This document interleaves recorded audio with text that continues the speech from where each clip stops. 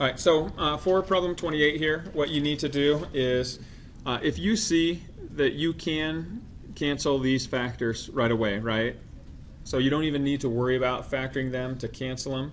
However, you are going to need to factor them at some point to get your domain restrictions. Okay, so what I'm going to do is I'm going to go through and just factor each one of these.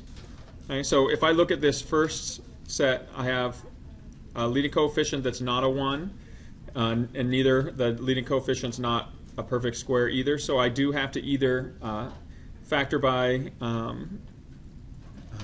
reverse FOIL or by rewriting the middle term. I'm going to go ahead and rewrite the middle term here. So if I look at 2 times 18 is 36, are there two factors of 36 whose sum is this middle term's coefficient 15? 3 and 12. So you take that middle term, write it as 3x plus 12x, drop down the first and the last terms, and factor by grouping. So here in the first pair, I can only remove an x. That leaves me 2x plus 3. In the second pair, I can remove a 6, leaving me 2x plus 3. So I have this common binomial factor. And what's left, the x and the plus 6, form the other binomial.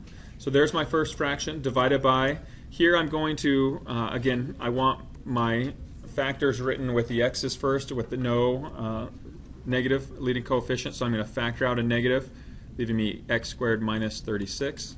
That is the difference of squares, so it factors into the sum and difference of terms.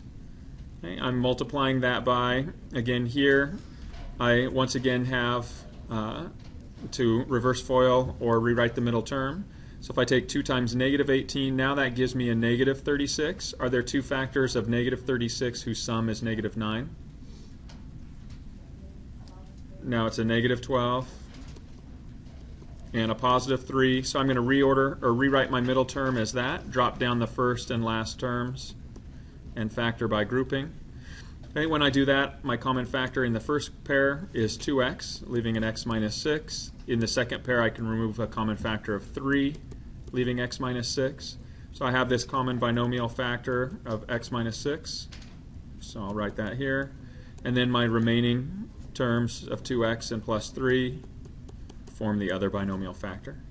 In this denominator, my leading coefficient is 1, so it's easier to just reverse FOIL this.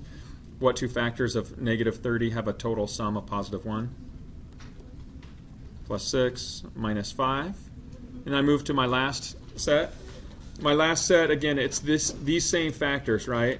X plus 6 and x minus 5, so I don't have to redo that. And these are the same factors as I got up here, 2x plus 3 and x plus 6. Okay, so when I cancel these, I am going to go ahead and cancel just like I did up here. All of those are common factors that get canceled. Okay, my x minus 6's also get canceled. Anytime you have a factor of a negative, you have to move it up to the numerator. So my negative is going to move up.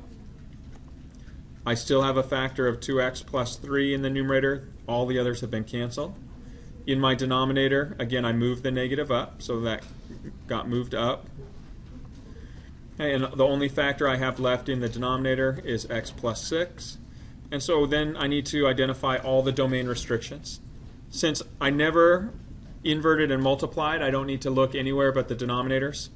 Okay, and I need to make sure all of these restrictions are either shown or identified as additional restrictions.